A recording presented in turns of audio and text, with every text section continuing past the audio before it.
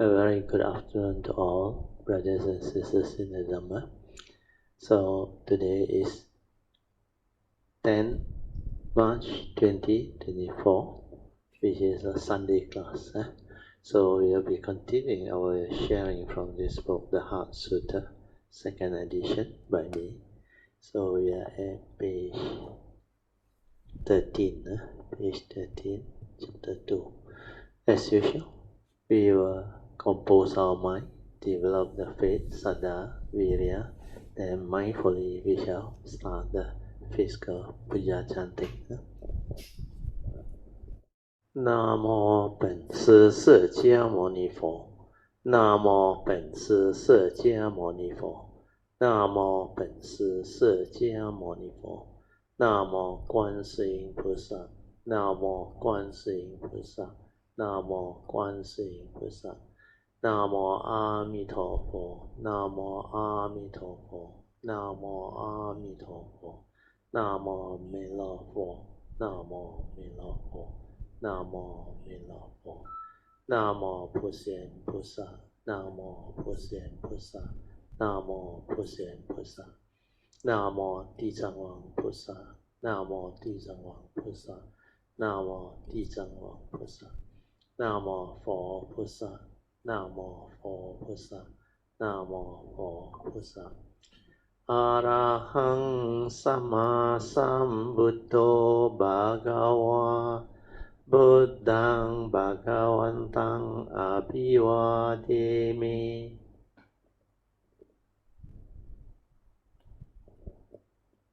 Swakato Bhagavata Dhammo Dhammang Namasami.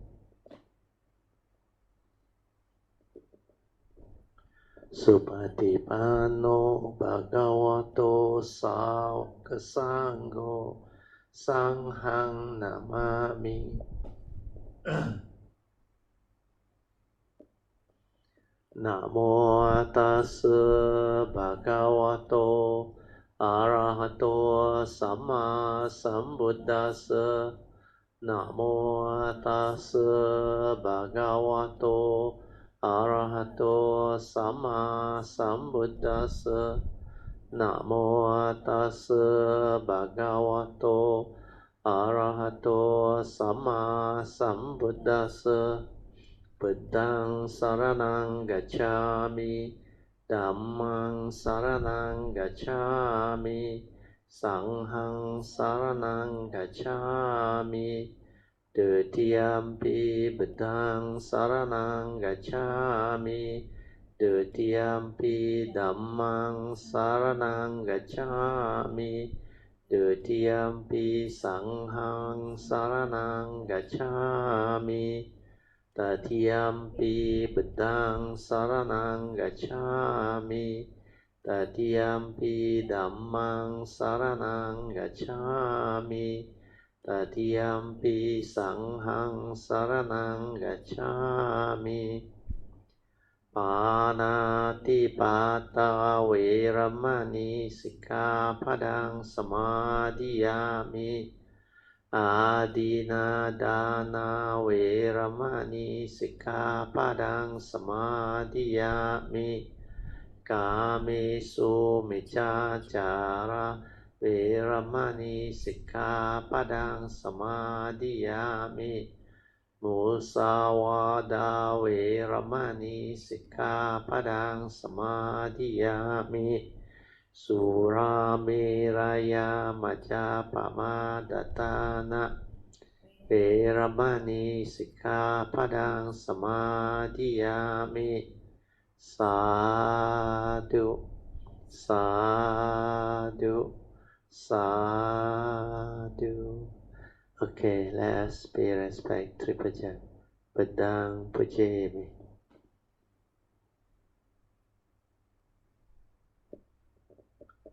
Dhammang Pujemi.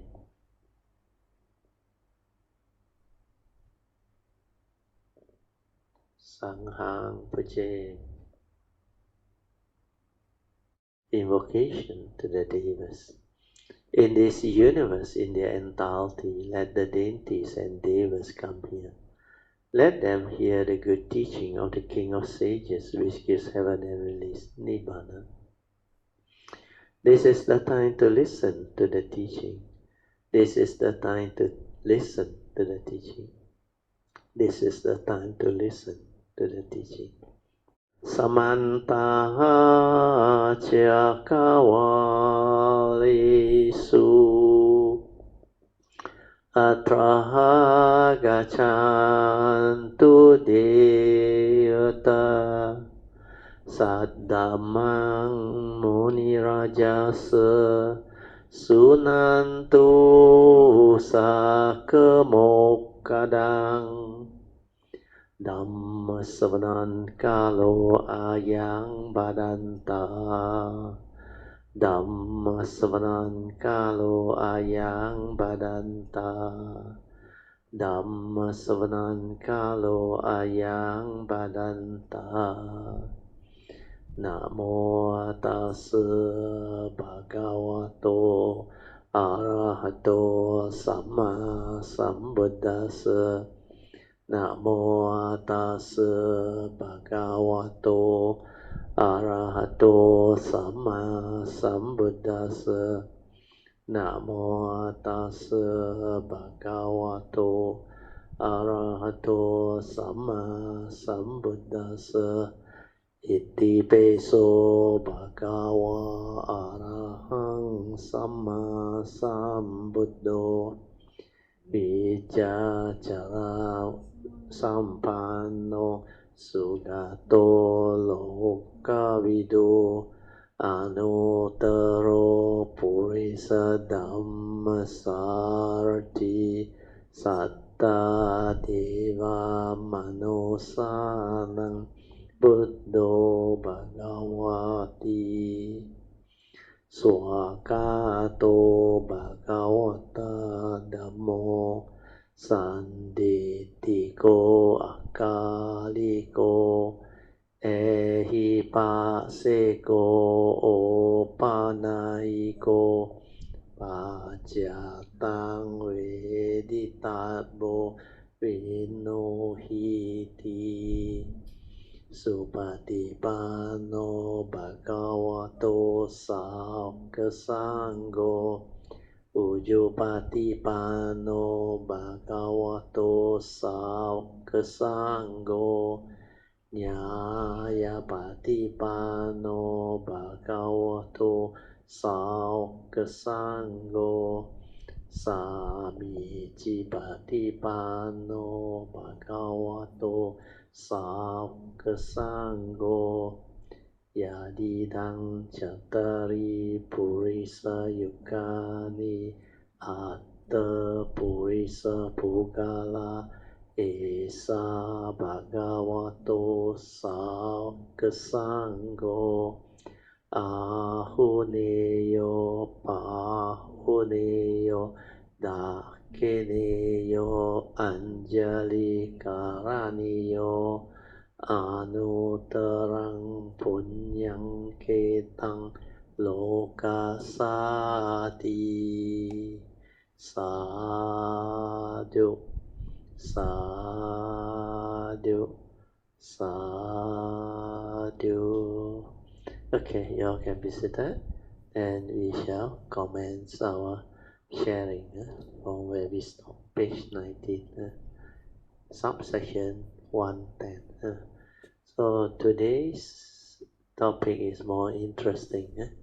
The subheading is Seeing Beyond Form and Understanding what Nibbana is. So these two topics, they are very beautiful. If you can understand them, my nature rejoice. So seeing beyond form is what cultivator of the way need to develop the wisdom and the ability to do that. If you cannot see beyond form, you will be trapped by form. Form delusion will delude you and condition you to deludedly grasp, cling, and hold on to all the phenomenal world of form and consciousness. That's why ability to see form, then the unreality of form, the universal characteristic of form, that form is impermanent. Form is not a permanent, unchanging entity. That's why it's anatta nature, it's empty nature. Then also, form goes the way of nature. Condition like that, things will be like that. That's why like our physical body, the human form, it goes the way of nature. It's subject to nature's law. That's why the Buddha asks us to contemplate. We are the 5 daily contemplation, especially the first 3. That this body of ours is of the nature to grow old, get sick and die, for it has not gone beyond aging, old age, sickness, and death. So all these understanding are very important. So dependent on nature's condition, form manifests. Then dependent on nature's condition, form continue to sustain itself and go through the process of growth,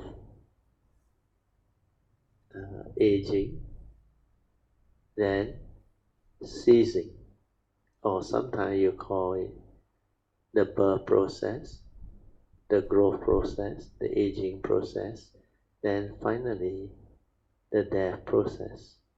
Yeah. So because they are dependent originating condition, causal phenomena, it cannot be a permanent unchanging entity. Then we need to understand how do we see form. Then how can we develop the understanding of the unreality of form? Then why did the Buddha say, mind make our day? Means why he said our mind is the forerunner of all things. When mind arises, all things arise. Then in the Surangama Sutta, there is a stanza that the Buddha mentioned. Perception of form is consciousness. And that one got deep meaning. Whereas its non-perception is wisdom. Why did the Buddha say that? Why did the Sutta say that? So if we look at that sentence, perception of form is consciousness, then we will have a clear understanding. Because we contemplated, we investigated. What is form? Like this table, this house, everything that you come to perceive, my voice, my physical form, your physical form, the car, the building, everything that is within nature, the plant, the tree, these are form. The question is, how does they arise? Do you need a God to create them? Definitely no need, isn't it? As a science student, you know everything arises naturally. Through what? Nature's law. Like this table, the car outside, the building. How does it come to be? Take for example this table. You need the raw material. Then you need people to gather them, prepare this raw material, which is timber.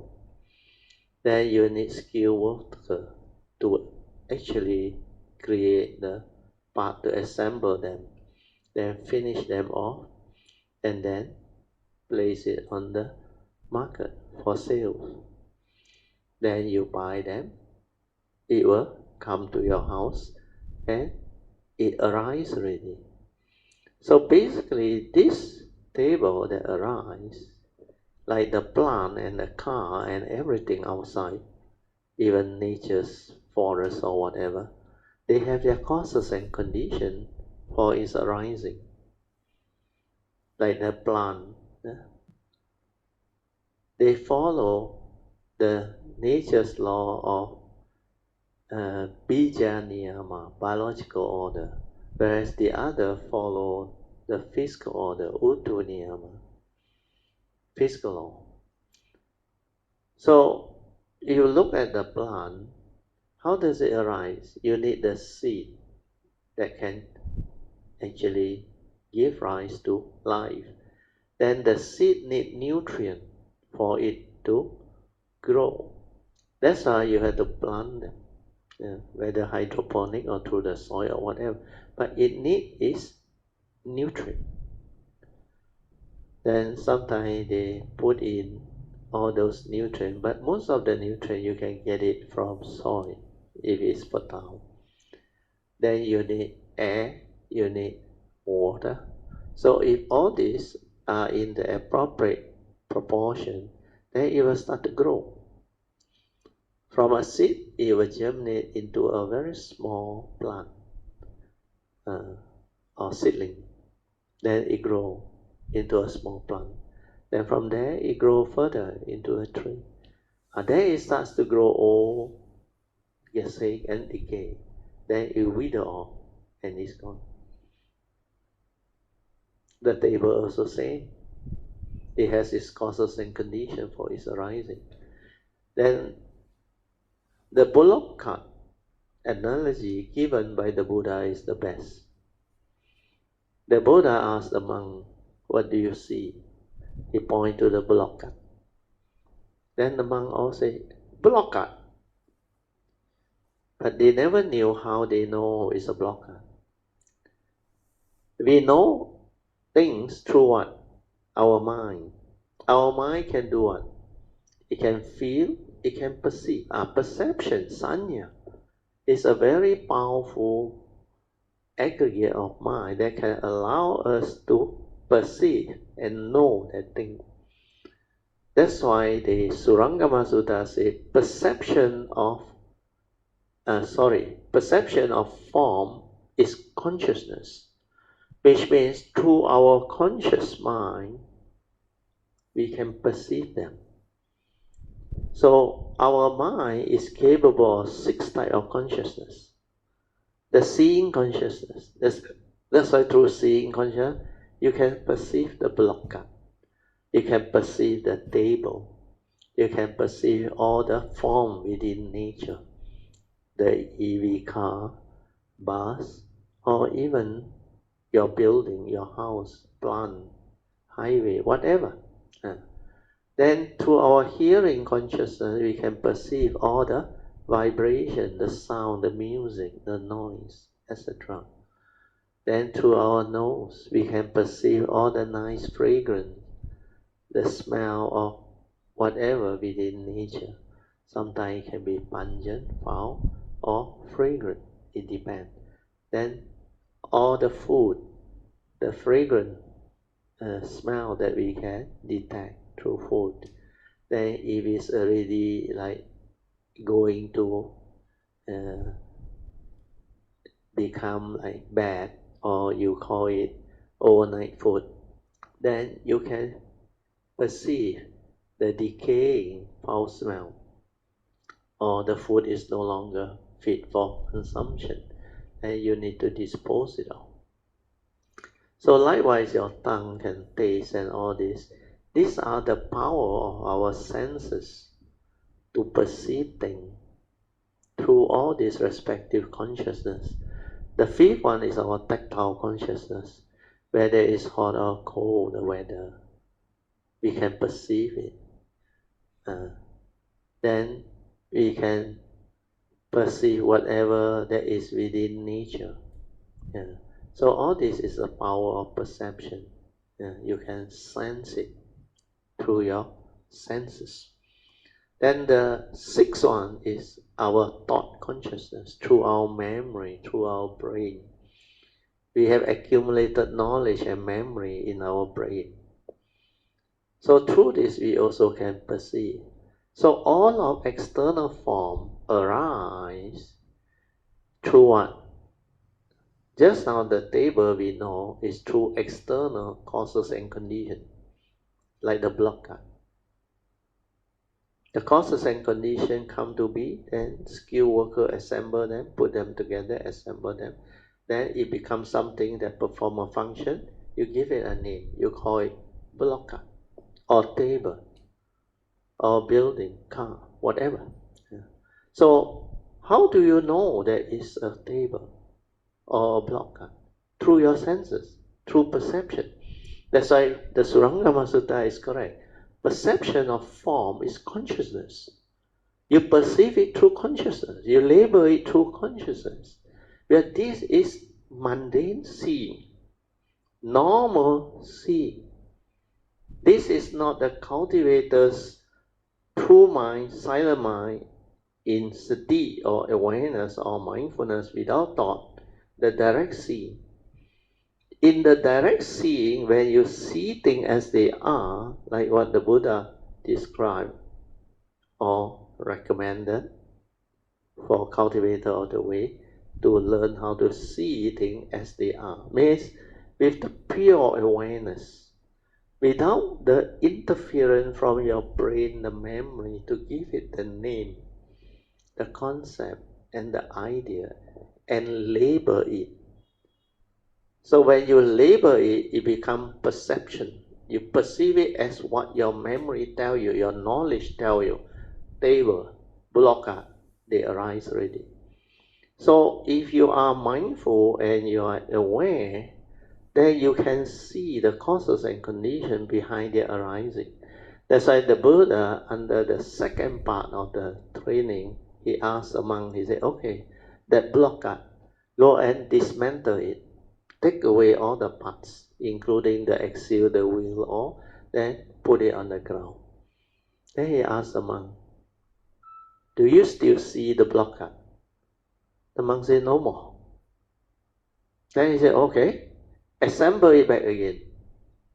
Then he asked the monk again, do you see the blockade? Then the monk said, yeah.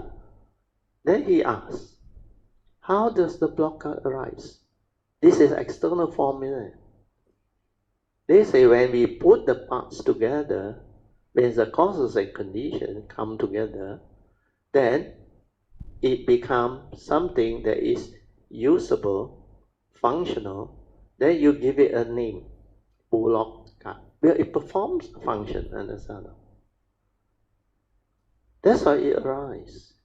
So externally is dependent originating. Condition arise, dependent on the part it arises. When the part disperse, it's no longer there. Like our physical body, 32 parts later on were dispersed. The 4 elements goes the way of nature. So understanding all this is very important. Is the blockade real? No, because these are dependent originating entity. Without all these conditions, it does not arise. That's why you see the unreality of form. Form arises because of causes and conditions.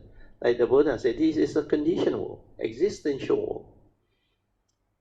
It means 一切有为法. Everything within the conditioned world are conditioned. You need condition for its arising. That's why the Buddha said, whatever arises, there are causes and conditions behind. Without causes and conditions, it can never come to be. So this is the power of the teaching, the law of dependent originating, causal phenomena, condition arising phenomena. That's why understanding this is very important. So as real as can be, it is just dependent originating, condition arising. When causes and condition no more, that thing is gone. Like the blockade, when you remove them, all the part, no more. Or the table, after you buy, let's say, somebody stole it, gone. No more yours. Condition, no more the way it is. Or there was a fire, burn, also gone. So everything, whether you own or you don't own, depend on condition. If there are no causes and conditions, this table cannot arise. This house also cannot arise. You also cannot arise without your parents. That's why you don't need a God to create. Then how do you know it's a table? How do you know it's a block cut? How do you know things within life, within existence? According to the Surangama Sutta, is perception of form is conscious, through your conscious. You become conscious and you perceive. That is mundane seeing, first level of seeing. Then the Buddha continued and asked, it's just consciousness, an image. Externally is already not so real because it's dependent originating, condition arising. Then how do you come to know it's a table or a block? Through your power of mind to become conscious and perceive it. It's just an image. Through knowledge, through memory, you perceive. What is the understanding? It's even more unreal than that. It's just an image. How real can an image be? You perceive, it stay there. Then how long can it stay? Next moment, it's gone. That's why perception of form is consciousness. But when you have the direct seeing, you don't perceive anything. Because there is no word, no concept, no ideology, no memory, nothing. You just see things as they are, like a newborn baby. See that thing as they are through the pure awareness. But there is no memory, no word, nothing.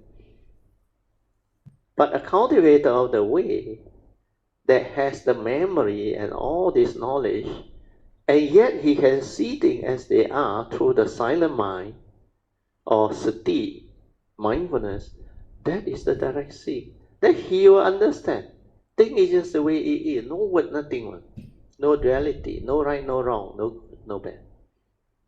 Then when you see things as they are, you're no longer deluded. You no longer create duality to argue, to enter into conflict, to attach, to cling, to grasp, to hold and give meaning. Because by then you would have seen the unreality of form. Then you cannot be deluded by form. That's how you see beyond form. Okay? That's why the second part of the Surangama Sutta says, whereas it's non-perception, where you don't perceive it through your knowledge, through your memory, that is the direct seeing. And that one is what we call wisdom. Even in the Zen story, there was one incident. One of the disciples, he thought he has become enlightened. He was so happy. So he quickly sent a message through a messenger, I think, to the assistant. He said, please inform the master, I'm already enlightened. So the messenger sent the message to the master. The master read it and replied. He said, bullshit. But in Mandarin is 放屁, means you are talking nonsense. Talking nonsense means you fat. Then when the disciple received the reply, he got so angry. He straight away, without any hesitation, went over and confronted the master. How can you be so rude? Before seeing me, before testing me, before finding out, you do this. So what did the master told him? The master was very patient, smiled at him. And he said, oh sorry, his note also got one sentence. He said, I have realized the Dhamma enlightenment, so I am not affected by the eight wind. He said, 大风吹不动. But with the reply by the master, he straight away went and confronted the master. Then the master asked him, he said, I thought you say you already beyond the eight wind, 大风吹不动. But my reply is, I say bullshit or one fuck. actually make you so angry and so like unable to sit still, and straight away you are here, and yet you say you are enlightened. Or then the disciple try to explain his way out. No, you cannot test me based on this. This is not fair. Then the teacher say, okay, not fair, okay. Now I test you, is it? He point at the table, is it? What do you see? The disciple say, table lah. Obvious what? Table. The master whack, Still got table and you say you are enlightened. Just like the disciple failed to comprehend the deep meaning of enlightenment. The Surangama Sutta is so clear. Perception of form is consciousness. He is using his conscious mind to perceive. He still haven't realized his true mind, his sati, his awareness nature. And he cannot see things as they are. Still the word table is there. Still the concept is there. That's why the master whacked him. And that Zen story is so beautiful. So easy to comprehend and understand. That's why those who have the understanding, they will understand. They will know. Okay, with that we go back to the notes. Then you read my Heart Sutra note, you will understand. Seeing beyond form and understanding Nibbana. To develop basic wisdom, basic wisdom I say, one must have the ability to see form as they are. You understand that? As they are. Means the direct see, the reality. Not through your views, opinion, conditioning, belief system and knowledge. Then everybody will see the same thing as they are. No word on. Cannot describe it. Yeah. And the unreality of form. That one points towards the dependent originating, like I explained to you just now. Condition arising, causal phenomena. Well, we live in an existential world, condition arising world. Without condition, nothing arises. Like the Buddha said, whatever arises, there are causes and conditions behind. Because there is a set of nature's law, pancha niyama. Utu niyama, bija niyama, kama niyama, citta niyama, and Dhamma niyama.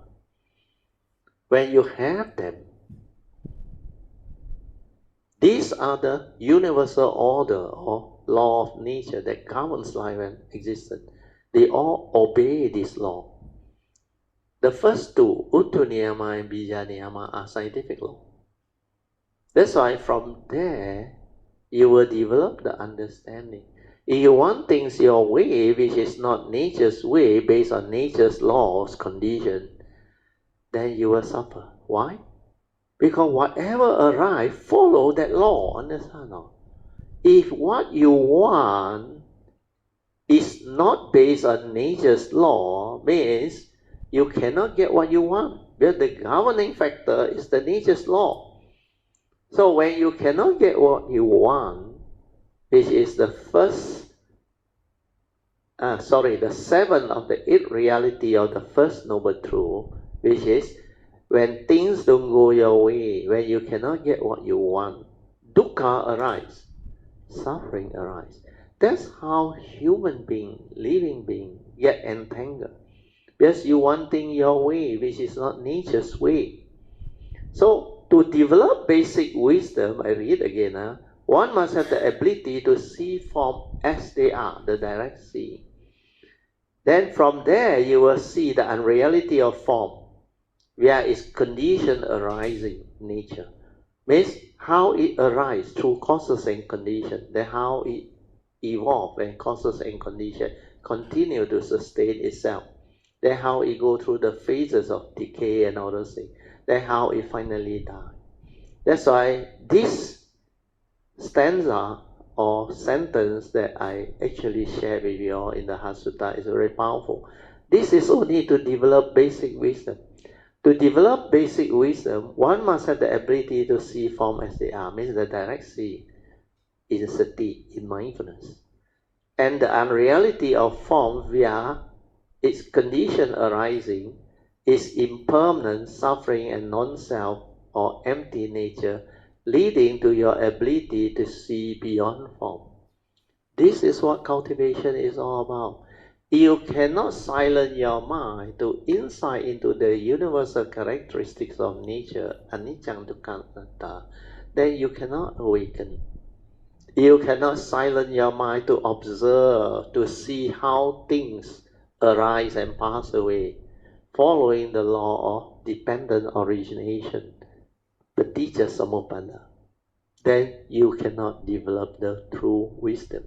When you can see that through the silent mind, in pure awareness to observe in sati, via the direct seeing, then you awaken. Then you understand how you got stirred into negativity of mind state, how you become conditioned into anger, hatred, selfishness, delusion, via your evil roots.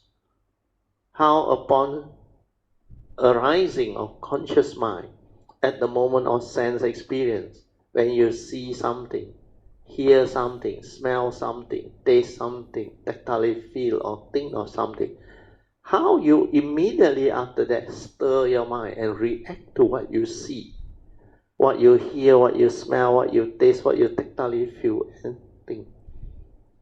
All this movement within your mundane mind, your like and dislike, pleasant and unpleasant sense experience, these are the reaction that you create through habitual tendency, through knowledge, through your memory, which is accumulated knowledge, your views, your opinion, your conditioning, your belief system, your phobia, your insecurity, your whatever scars of memory, all that you accumulated, your psychological fear, sorrow, anxiety, lamentation, all these are what your memory carry.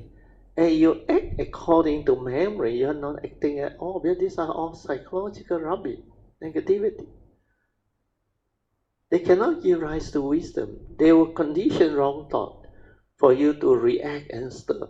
That's why all the first two, what they call hindrance of mind, sensual desire and ill will, whatever that lure you, attract you, you desire it.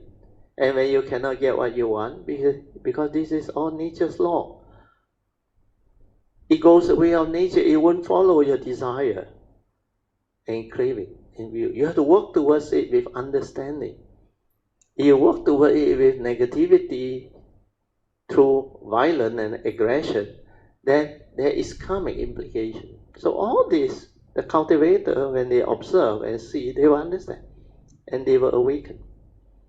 So this is the first aspect of wisdom. I read again.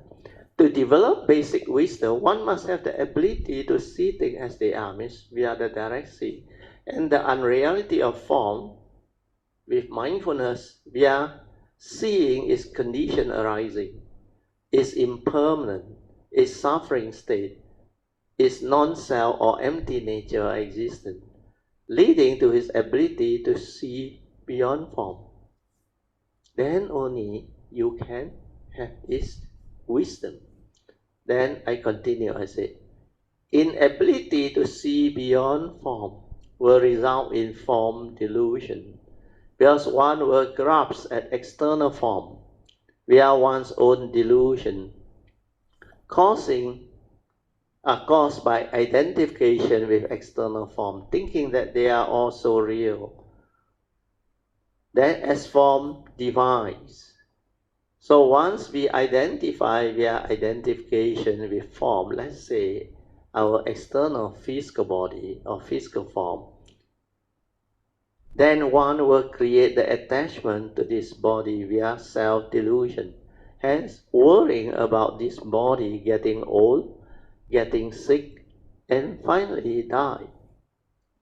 It can also create duality of male and female gender, or race identification, young and old, or age identification, etc. leading to all the unnecessary fear, worry, anxiety, possibility of conflict and argument caused by external form, identification, and division. That's why when you deludedly think they are real and want to own them, you try to grasp and cling onto them and possess them. What happened? That is your scarcity, self-delusion, conditioning your egoic mind, yeah, to own things, to have things, and to possess things. That's why you can become violent, aggressive. Then you go all out to get them. Like our present existential world, which is a phenomenal world of consciousness, so competitive, so full of what they call violence, aggression, that everybody is competing and fighting to own, to possess, to dominate, to do all those funny things. Not only nation against nation in terms of war. In the office, there are office politics. In the department, there are department politics. And everything, or everybody. What I mean are the deluded one, not the enlightened one. They'll be fighting over what we call, fighting over all this which appears so real to them. That is delusion. Both form and self-delusion. So when you cannot see all this and understand all this, then you fall into the trap of conflict leading to suffering. Conflict arises because of difference in opinion, difference in view, because you perceive through your own memory, your own views, opinion, conditioning. Then you don't understand that thought divide and create all this division. That's why nation against nation they fight. Among races they fight. In Malaysia we are famous for the 3R. Race identification, religion-based identification. What is the last R? Talking about the royalty, the third R. So all this is what we see in our society, in the world. So if you fail to develop the Dhamma understanding, to see beyond form, beyond all this delusion, and to realize their condition arising, entity, nature, then we will be trapped in sakkayaditthi and form delusion. Then I read on. Unless you have the ability to see beyond form, chances are you will not be able to see mind. Why? Because mind is much more subtler and intangible than the solid external form. True or not? The solid external form, at least you can perceive it, But at mind level, there is nothing tangible. It's all in your memory and mind, images only, concept, idea. So to see mind is not easy. You are not able to see form, which is so tangible and so visible externally through your conscious mind. Then how can you see mind, which is more subtle, less tangible? So because of that, you will not be able to see your mundane mind clearly. Yeah, your mundane mind is the one that chatters inside a lot. Even though you don't talk, there's a lot of chattering, a lot of verbalization, a lot of fear, phobia, or whatever the reaction. That's why living beings who are not mindful or aware, they think a lot. And because of this constant proliferation of thought, they drain their energy. Then they develop unnecessary mental suffering, leading to what we call that type of sickness is called think a lot depression. Depression. So this is what lack of understanding can cause. So we will read on. So learn to see form, the unreality of form. Then learn to see beyond form, leading to your ability to see the mundane mind clearly. Understand? If you cannot see form, the unreality of form, then you cannot see beyond form. If you cannot see beyond form, you don't have the stability of mindfulness to see your mundane mind clearly. Then this can lead to the realization of the universal characteristics of impermanent and empty nature of the mundane mind or the thinking mind, leading to your ability to see beyond the mundane mind via the silent mind to realize one's true nature, which is beyond thought and beyond mind. At the mundane mind level, one still cling on to one's views and opinion and religious labor, etc. Hence the division again means at the mind level, leading to all the conflict and argument caused by one's self-delusion as before. So all this, I think we have already developed the understanding. First, we have to see form, the unreality of form. Then only we can see beyond form to enable us to see our mind, the mundane mind, clearly. Then at the mundane mind level, it's still the same. If you look at everybody, all of humanity, if we identify each of us with our external form, means all this race, skin color, gender, male, female, they arise there. That's why when you are trapped at the form level, form delusion creates a lot of division through form identification. Then when we develop the understanding of seeing things as they are, then we know the unreality of form, then we can see beyond form. Means this physical form is not important already. Where we know this one is based on delusion, it can delude you and trap you inside there. Then you look at the human being or the living being. Beyond form, what do I see? I see the mind. Everybody still have a mind. But no more form identification to divide us. So externally, we are similar already. But at the mind level, there is no gender, nothing. No old age, no sickness, no young, no identification and all things. Even color of skin or what. Or no more there. Then if you look at the mind, you think we are similar, but actually each and every one of us, our mind is the mundane mind based on what? Memory, bundle of memory and knowledge, conditioning and belief system. And then one can still divide through ideology, views, opinion, conditioning, belief system, our accumulated phobia, insecurity, or whatever that we have accumulated based on our tradition, our culture, our education background, the media that we are exposed to. It can be the news media. And nowadays we have the handphone, the TikTok and everything.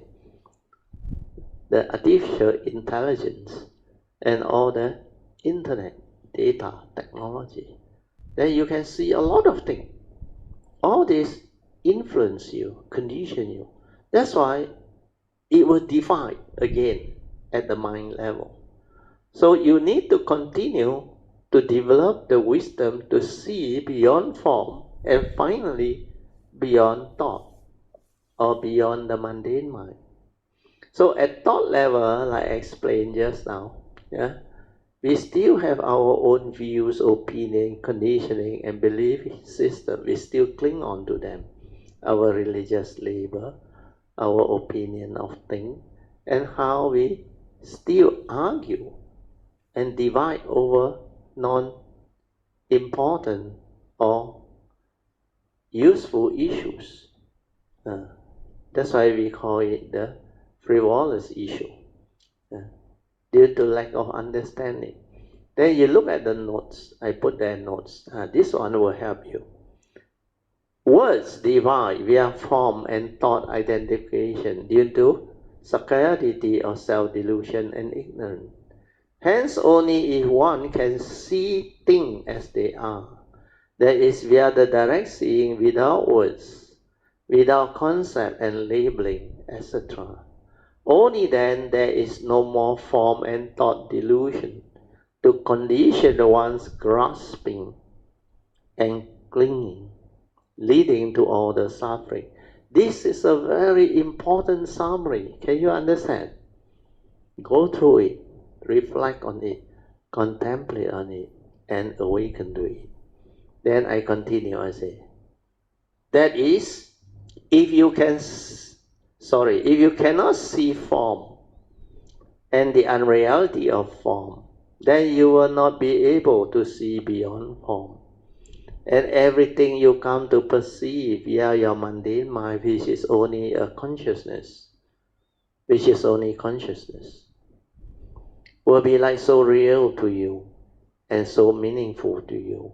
Hence the self-delusion or sakayaditi. And because the Buddha mentioned very clearly Dhammapada verse 1 and 2, then you will know how to choose. Because under Dhammapada verse 1 and 2, the Buddha said, mind is a forerunner of all things, and mind is chief. And everything arises from the mind. So one must be wary of mind. Means what? You must be mindful, aware. Like Dhammapada verse 2. If you are mindful, aware, and heedful, then you will act, speak, and think with a wholesome mind, free of the evil roots of greed, hatred, and delusion. Then happiness will follow you, like your shadow that never leaves you. But if you choose to be heedless, you didn't want to train your mind to have mindfulness leading to heedfulness, then you will act, speak, and think with a heedless mind that will have the evil roots of greed, hatred, and delusion. Now then suffering will follow you, like the wheel that follows the hoof of the cart. Then you cannot blame others for your miserable life, because you choose to be heedless. The Buddha's teaching is so clear. Dhammapada verse 1 lead to suffering. Dhammapada verse 2 lead to happiness. Your choice. You hold the key to your own life destiny. If you choose to be happy, then avoid Dhammapada verse 1. Train your mind to be heedful, to be mindful, and understand what constitutes evil. Then keep your precept, follow the advice of the Buddha to cultivate wholesomeness, meditate to straighten your view, to develop the wisdom, to awaken. Then you become happy, beautiful, wise. That is what the teaching is all about. Okay?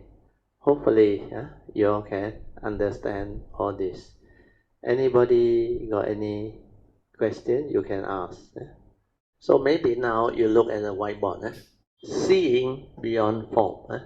This is the first training of the mind. To see beyond form, there are three important criteria. First, learn to see form as they are. So this one is the direct seeing. This one is not easy to do. This one you must have mindfulness and stability of mindfulness to see clearly. Then the second step is silence your mind to see the unreality of form. Then only you can develop the third level of understanding. Then only you can see beyond form. So this one is just a revision. Just now we have gone through. First, learn to see form as they are. Means the two aspects, the mundane seeing and the direct seeing. Initially is the mundane seeing. Then you will come to know how you know form through perception, consciousness.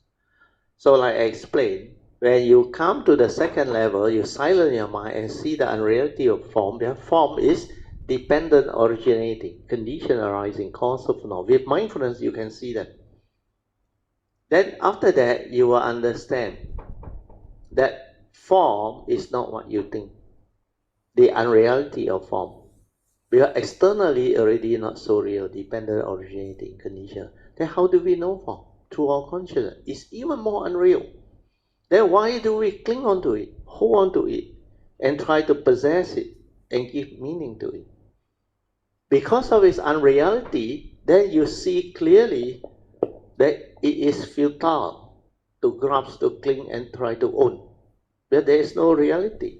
That's why after that, you awaken and you can see beyond form. When you see beyond form, form delusion no more. You awaken. Then after that, you can have the mindfulness to see mind. And you repeat this again.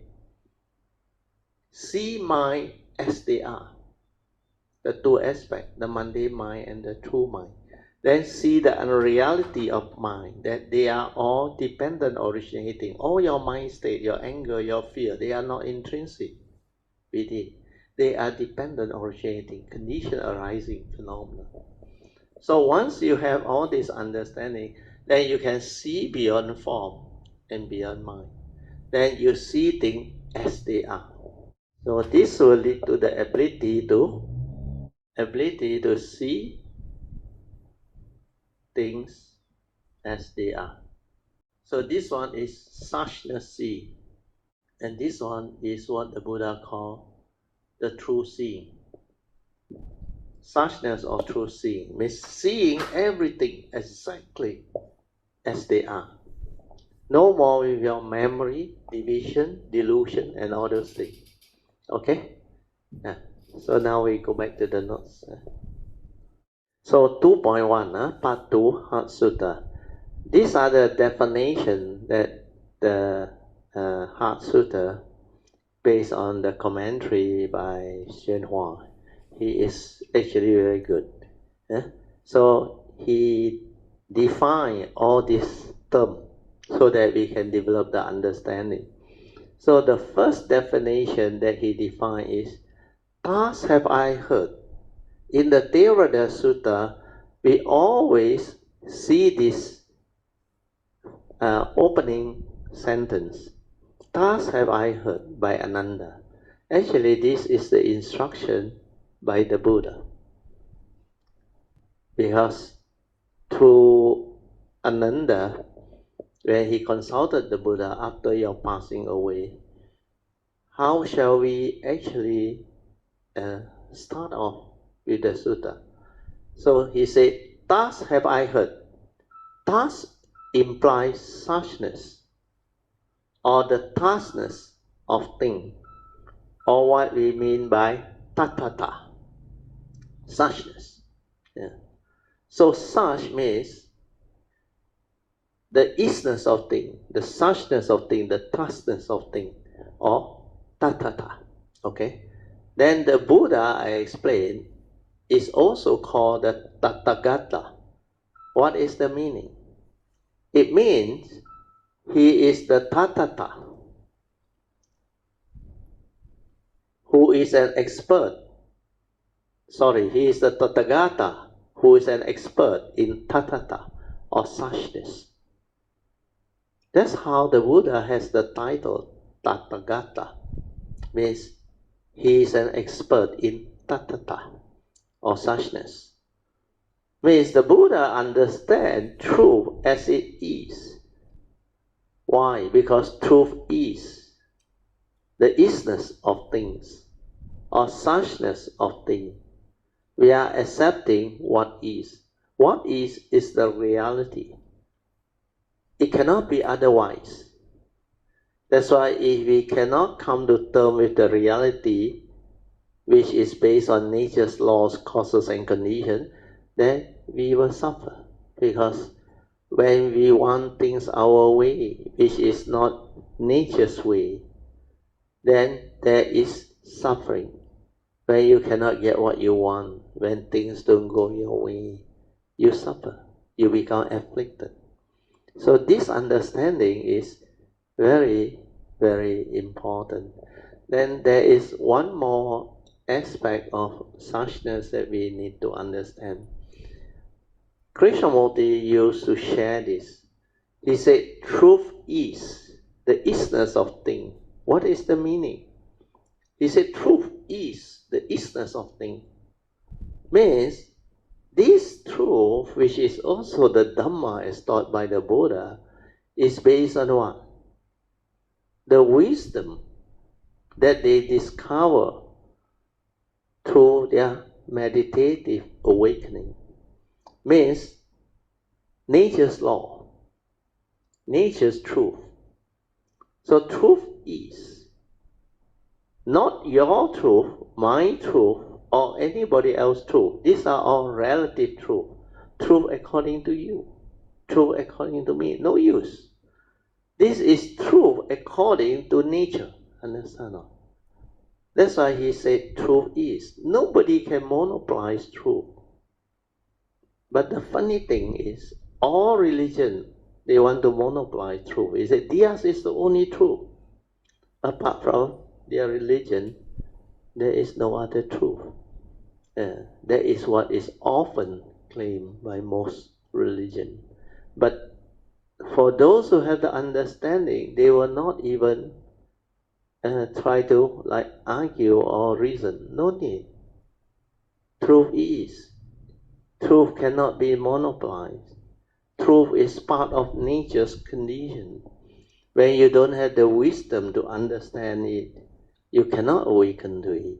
When you have the wisdom to understand it, then you can come to terms with it. That's why the Buddha said, whatever arises, there are causes and conditions. And this is suchness. It's already like that. Cannot be otherwise. If you want things your way, which is not nature's way, you suffer. So that's why whatever arises, since the Buddha said there are causes and conditions behind, means it cannot change. It cannot be otherwise. So we have to come to terms with this reality and accept this reality. That's why acceptance is wisdom. Acceptance via what? Right view. With regards to all this law of nature, which can be law of mind, or law of karma, or law of truth, or even the scientific law, physical law and biological order. So all these are the one that governs. So if you can understand means you come to terms with this reality and be at peace. You no more react to what happened or get angry over what happened. That is delusion. If you want things your way, you suffer. That's why acceptance free your mind. Means whatever happened can be very harsh happening in life. That if you're able to accept what happened, then you free your mind. You no longer react to what happened. You no longer get angry, become miserable over what happened. You no longer arise the frustration, the fear, the worry, the anxiety, the sorrow, and the lamentation. But these are reality of the First Noble Truth as proclaimed by the Buddha. Birth, old age, sickness, and death. These are reality that everybody has to confront. Separation from all the things that you hold on to. Could be your loved one, your possession, your title, your whatever, antique or things that you hold on to dearly. They will separate from you when conditions is to be. Or when there is condition to actually transform the whole thing. Then when you are with people whom you don't like, then when you cannot get what you want in life, expectations in life are not met, when things don't go your way, you suffer. Then in short, the Buddha says, it is due to your sakkayaditthi that condition you to grasp and cling onto the five aggregates of form and mind that I call dukkha. Then you realize everything happened according to this reality. So whatever happened, even separation, old age, sickness, disease, death, or whatever, you have to come to terms with this reality. Condition like that, things will be like that. Like the Buddha said, the fifth daily contemplation. We are all born of our karma, heir to our karma, conditioned and supported by our karma. We are what we are because of our karma. So because of that, we will know, like the Buddha said, whatever arises, there are causes and conditions behind. And the likely causes and conditions behind is what? Our entire life is dependent on karma. We are born of it, heir to it, conditioned and supported by, and we are what we are because of karma. So definitely something to do with karma. In the past, you must have done all this nonsense or negative thing. That's why now you become the victim. You have to learn all this. But this is what you did to people in the past. So now you become the victim. This life, the causes and conditions fall into place. You have to confront them. If you don't have the Dhamma understanding, you get angry, you react, and you want to be aggressive, to fight back, take revenge. By all means, this is your own life. You hold the key to your own destiny. If you choose that way, that is delusion. Where you cannot understand that these are causes and conditions that manifest from the past, especially your karmic negativity, the fruition of them. So if you cannot accept, you will react, get angry, and become miserable. And the more negative you are, the more severe the karmic will hit back. You realize you cannot come out of it. Then you develop all the sorrow, lamentation, the hatred, the insomnia, you cannot sleep, depression, and all those things. Then you lost your life, completely tormented, afflicted. All this is what human suffering is all about. Dukkha. So when you see all this, then you realize that the teaching is so beautiful. Let's say your spouse decide to divorce you, or death of a loved one, or something very critical within the First Noble Truth reality. So what? Not only you subject to it, every living being is subject to it, because this is a reality for all of humanity. Then when you confront them with understanding, means if it's a reality, I accept. When I accept means what? I no longer get angry. I no longer react to what happened. I no longer arise the fear, the worry, the anxiety, the sorrow, the lamentation, the unhappiness. No more. Once I accept, I'm at peace. When I'm at peace, I have clarity of mind. My mind is no longer agitated, unhappy, miserable, afflicted. If you are in that negative state, you cannot act. You are not rational. You have become heedless, lost in thought, lost in all this misery, suffering, leading to sorrow, lamentation, depressive thought process, suicidal thought, very, very unhappy mind state. So all these are evil root, wrong thought, condition your suffering, your misery, your fear, your worry, your anxiety. These are very detrimental, very negative. And this will release negative energy to cause your cell to mutate and develop all the disease, cancer and all those things. That's why you're not careful. You don't understand mind. All this can arise. So if you see the teaching clearly, see beyond form, beyond mind, the unreality of form and mind, then you are able to see beyond form and beyond mind. Then you realize the wisdom, the isness of things, suchness of things. Then you develop the wisdom to confront life with this wisdom. thing is just the way it is, like the Buddha said. Condition like that, things will be like, happen already, finish. Like car accident, happen already, finish. Accept it, resolve it. Yeah. Then with that clarity of mind, where we accept them with our wisdom, then we can act appropriately.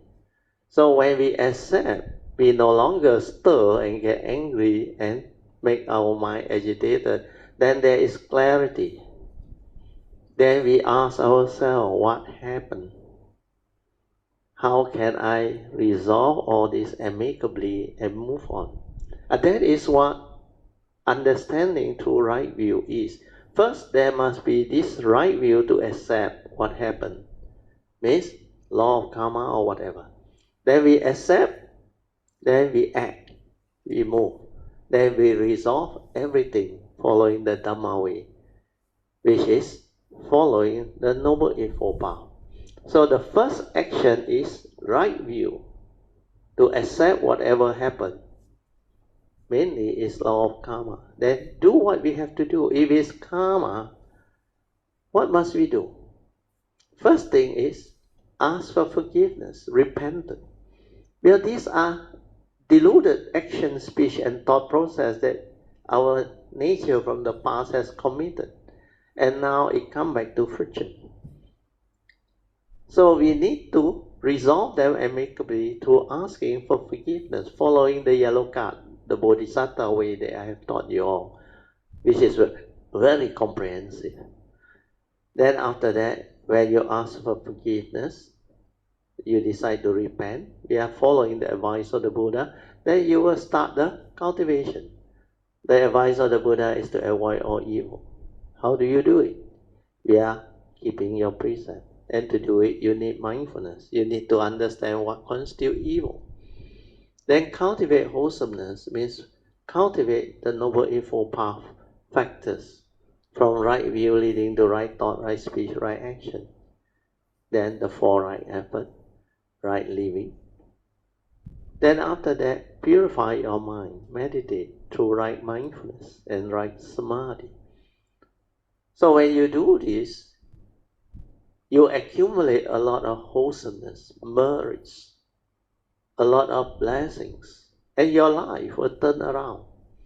Then the third way to help you out is to invoke power of merits to turn around from whatever situation you are. It can be disease or separation or what. You ask for causes and conditions for you to turn around, so that all your karmic suffering, negativity or disease or sickness will be gone, so that you can recover to good mind state, to have a second chance to live your life, or to continue with your cultivation and all these things. So asking for forgiveness and repentance is very important. It will lead you back to the way. And it will also bring about understanding, because your karmic obstruction need to be either overcome or broken down. So if you don't ask for forgiveness, this obstruction can be very severe, and you cannot overcome it without asking for forgiveness, repentance. That's why asking for forgiveness is very important. And by right, like I explained to you all in the past, if you can ask for forgiveness, in actual fact, you free yourself. When you can forgive somebody, means what? You no longer hate that person. You no longer get angry with that person. You no longer develop all the unhappy thought within. Means whatever that is past, let it pass. You want to continue and resolve this amicably. So need to ask for forgiveness, then repent, vow not to repeat all this again. So if you show sincerity in doing all this, then the nature's law will have its own way of resolving all these things. That's why through asking for, you root out your anger, your hatred against that person. your wrong view against that person. We are in the distant past. This is what you did to other humanity, other beings. Then now, causes and conditions reverse, you become the victim. Why did you get angry? Why did you develop all this hatred to blame people, hit out at people? No amount of negative thought can actually free your mind. Develop the ability to overcome your karmic situation. So all these are the understanding that one can develop through the teaching. That's why acceptance, because this is the reality, suchness, tathata, seeing things as they are. So the acceptance is wisdom. Then from there you act and you liberate your mind and you become the true disciple of the Buddha. Okay? So with this, I think we will stop our today's sharing. Then we can have our 45 minutes of awareness-based meditation. So this awareness-based meditation is different from thought-based meditation, where you don't use your thought to verbalize or to note and other things, no more. You just develop the support to support your meditation, to develop this inner awareness. And the fourth support, as I have explained before, is also in the notes and every session's instruction. First is to relax body and mind. When you are relaxed, you are at ease, you don't think. That's why no thought is involved, relax. And to relax is very easy, isn't it? No need to do anything or stress yourself, just relax body and mind. Then the second support is maintain awareness, just aware. Because as a human being, we have a mind trapped inside with the senses. Upon contact of mind with the senses, it gives rise to respective consciousness. We can be conscious of what we hear, what we smell, what we taste, what we tactily think and feel, and also what we arise through our thought process. So whatever arises through the senses, aware, finish. Don't even try to perceive or know. Because the moment you perceive and try to know what it is, then your memory, your views, your opinion, your conditioning, all will come in and disturb you. That's why most people cannot meditate, cannot silence their mind. To meditate is to have the ability to silence your mind via relaxation and maintaining awareness. Means don't allow the thought to continue to think or disturb you. Just aware, finish. Like the hearing conscious, arise, aware, finish. No need to continue. No need to let the thought proliferate. If you can do that, over time, the mind becomes very quiet, very still. Because you don't want to know. Don't try to know. Don't try to do anything. Because thought-based meditation is trying to know. Who tries to know? The thought tries to know. Am I meditating correctly? Am I following the instruction? Am I doing this meditation vipassana? The thought is active. When thought is active, how can you be mindful, aware? You can't. And who is doing the meditation? The thought wants to meditate. So he keep on want to look for a method and a technique, or a mantra, or whatever. Then it's become verbalization. It becomes a series of instructions to do things. And who do? The thought do. Again, active. Forget about it. Straight away relax, maintain awareness, and stay quiet. Silence your mind. Then continue to train. The third support is stabilize the awareness nature. We are constantly relaxed, maintaining awareness until it's stabilized. Then you will come to realize a very beautiful state. Your mind will start to slow down. All the thinking will start to slow down. All the habitual tendency will start to slow down. Then all of a sudden, your mind becomes very quiet, very still. And that is your true mind. That's why I say relax, maintain awareness, and allow your mundane mind with its sankhara activity to return to its original state of stillness, tranquility. And that is your true mind. Your true mind is just awareness. Still, tranquil, without word, without thought, nothing. So when you can do these first three support, you become beautiful. Relax, maintain awareness, and stabilize that. Then no need to know. Then when your awareness stabilizes already, you will start to realize one very beautiful thing. Without thought, who are you? Then you realize the thought manifests from that awareness nature or that true mind very fast. They are very near. Because thought or the mundane mind is a product of our awareness nature. And most people don't know how to meditate because the thought is active. That's why you cannot realize that mind which is beyond thought, beyond mind, without thought. That's why through this awareness-based meditation, you silence your mind, relax, maintain awareness. Then all the thinking will slow down, and suddenly stop. It's like you realize a sudden shift in your consciousness. You become very quiet, very still. Then stay there. Stabilize it. Then if you have done it well over a period of time, then after that you can go for the fourth support. The fourth support is trust. Trust that nature to meditate. No interference from the thought anymore. But this trust needs a stable state, very stable state. Then you stay at the heart area, don't do anything.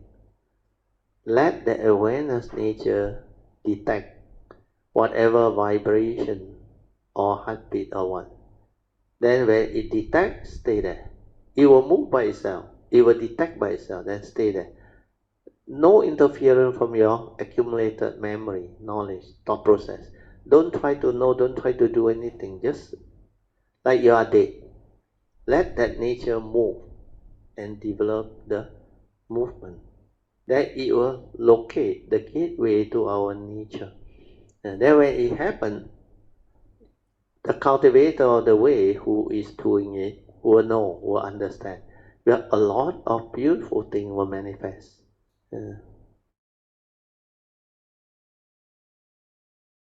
You can slowly, mindfully come out of the meditation.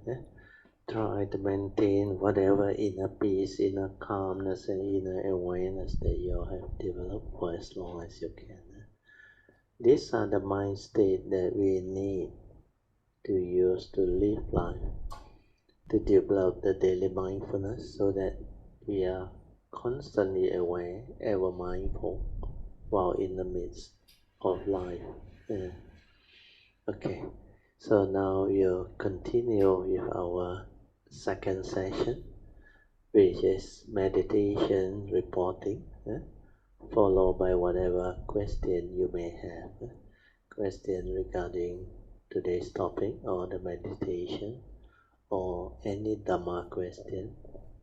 And lastly, you can also share your personal experience or understanding of the cultivation via sharing topic on Dhamma in daily life, how you make use of your Dhamma understanding to live life and to develop the understanding. Today's topic, maybe about today's topic, Brother. Today's topic better, huh? Yeah, I don't know lah. It is I can appreciate more, or is it? Definitely, yeah. By now, most Kayamita can understand better and appreciate a lot more. Because this topic is very useful to develop the basic wisdom to actually enhance your understanding. So the basic wisdom is very important. It leads to the sainthood way, the enlightenment here and now. Awakening via the sainthood way means you can realize your what they call cessation of form and mind. Even a glimpse of nibbana will be good enough. then they can realize the state of Sotapanna or Sakadagami. Then later on they realize the cessation for longer period, they can become Anagami. Then if they can root out the last 5 fetters, they can develop Arhanta and become Arahant. Then after that they will go for the higher training to cultivate the Bodhisattva way if they have the causes and condition behind. Otherwise, they can decide to just stop there. Yeah. Oh, yeah. Yes, you can continue now. Brother, I think the past few weeks I have quite experience because what happened to my parents. Yeah, I think that one is not easy for you to develop the understanding to cope. But for your case, I think you can. Shouldn't be a problem. Although these are quite extreme situation because your parents are not young, they are all very old, 80 plus. Then both also happen to have injury. I think one of them injury, your father is influenza. Influenza. Your mother fell. So for you alone, looking after your parent while you still got to work, it's not easy. But luckily you have the Dhamma. Your brother helping you? Yes, my brother also helping. So I'm Good. very At happy least that got 2 of you better. Can cope better. But during these few weeks, and then in between, sometimes when I have time, when I listen to the Dhamma, it give me some peace of mind and happiness, Definitely, and yeah. That one will give you faith too, and remind you of the teaching. Then through that you develop understanding and joy. That's why sometimes the monk during the Buddha's time, they will go there and chant the 7 factors of enlightenment to the monks who is sick or who is going through aging and all things. So when they listen to all this Dhamma, there is this virya, the joy, the faith, the teaching, reminding them of all the beautiful understanding, then they become better. But for your case, is understanding all this to develop the understanding of how you can actually develop the filial piety and understanding to not only care for your parents, to repay them in gratitude, kind and understanding, where they were your parents before. Like I explained to many Kayamita, our parents are very important to us because there must be karmic condition or affinity for us to become children and parents. And as parents, when they give us birth or give life to us, they actually go through a lot of what we call reality that is related to the first noble truth reality of birth, to conceive and to go through the birth process. The conceiving can lead to a period of 9 to 10 months for normal birth. And during that period, not only the mother is affected, but the father also will be affected. But there can be both joy, happiness, and at times suffering, because not necessarily all births are smooth sailing and in accordance with what our parent wants. But nevertheless, they endure, they go through. Then they have to raise us. That one is a more difficult part. When they raise us, they not only care for us, provide for us, sacrifice for us, they actually did a lot of things out of love for their own children. So all this, when we recall, we recollect, we develop filial piety.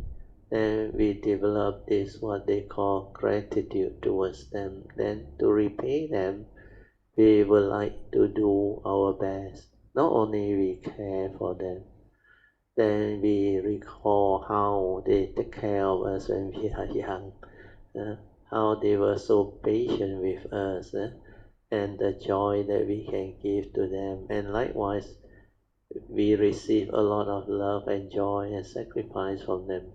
They not only provide for our basic needs, they even guide us, care for us in time of sickness, disease, or as we grow up as a baby. They actually have to be very patient with us, not only feeding us and all those things, even changing your diaper and all those things, cleaning you. Uh, then when you are sick, care for you, take you to school, bring you home, educate you, then do a lot of things for us. Yeah. So this is what parents are. Then according to the Buddha, the only way to repay their kindness or what is to actually share with them the Dhamma if there is condition. Uh, Otherwise, even while they give an example, you carry them on your shoulder for the entire life.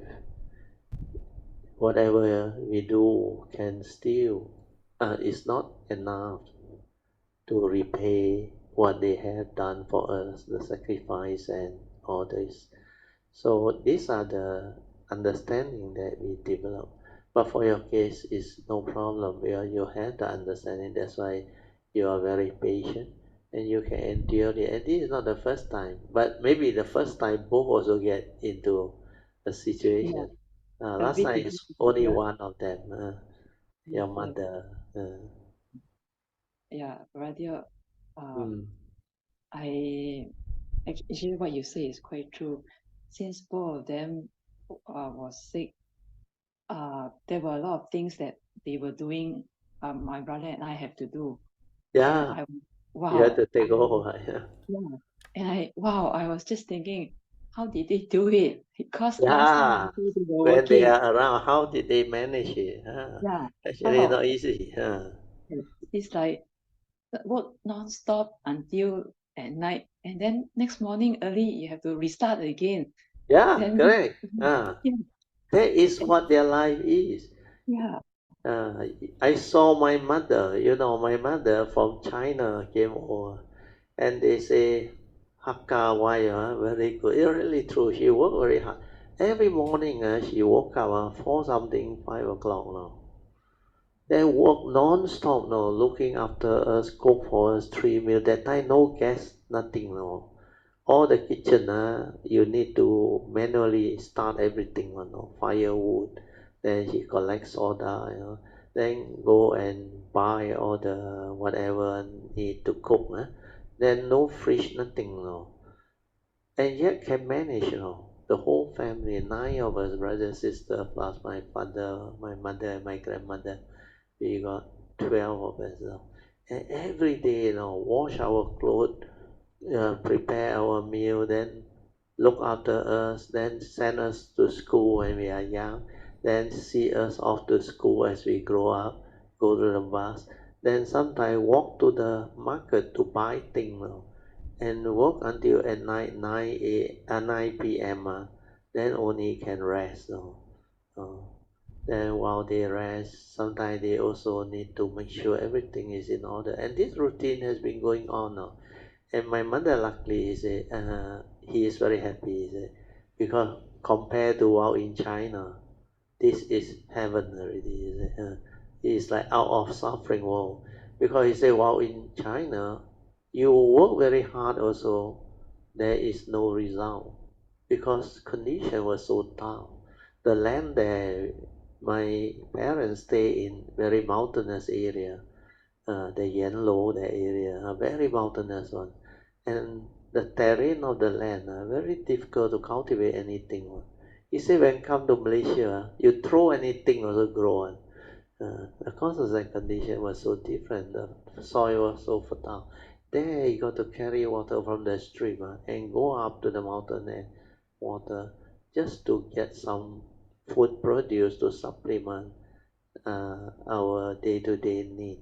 And during that time, the 1920s, 30s, and 40s, it was tough, really tough.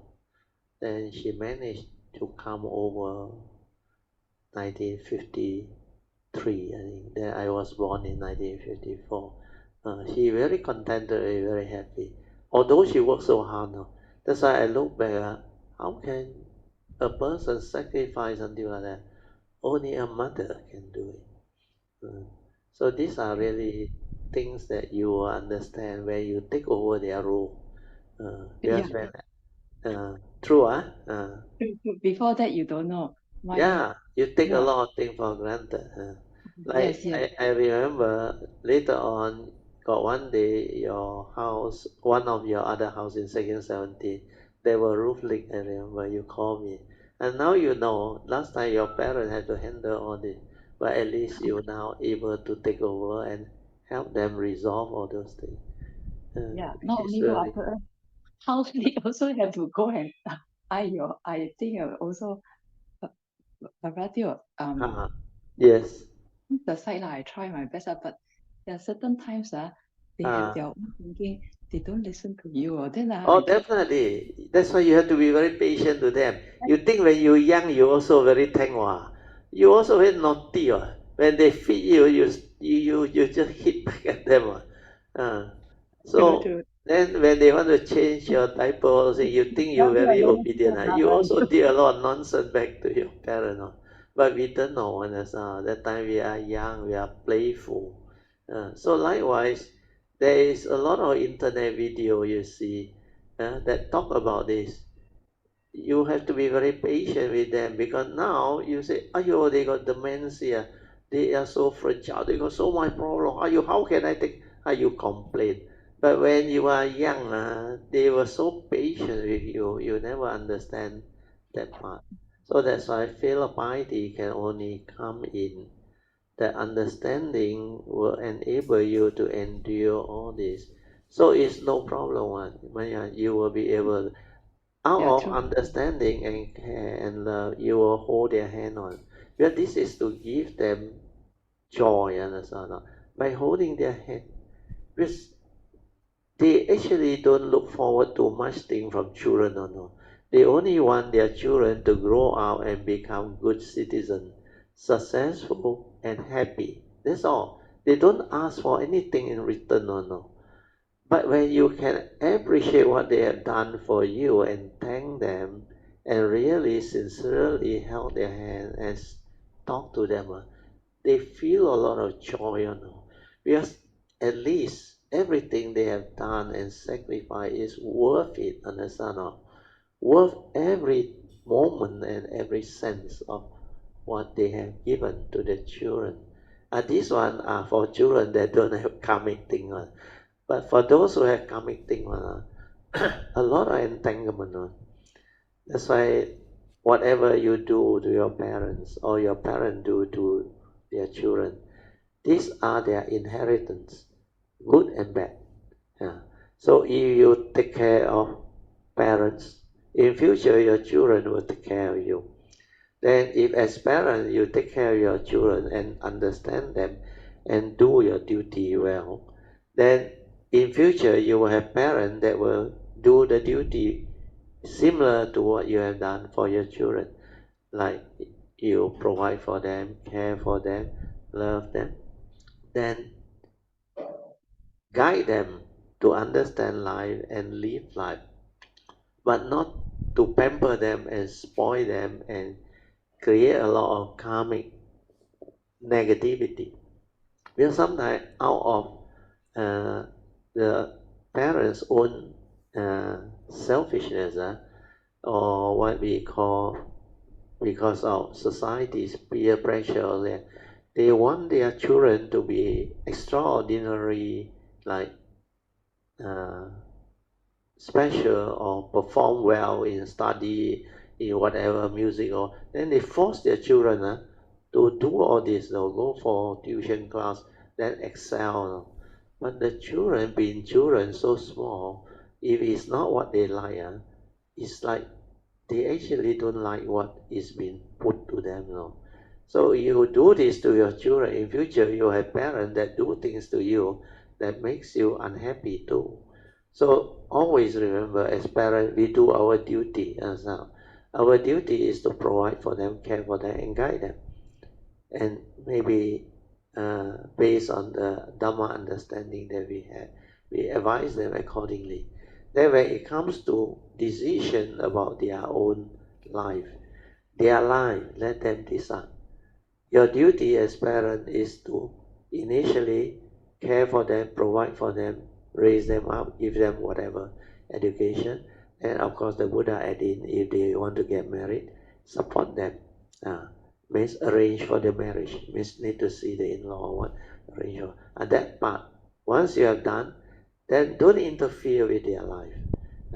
You can advise where you have more experience, more understanding, maybe financially also more stable.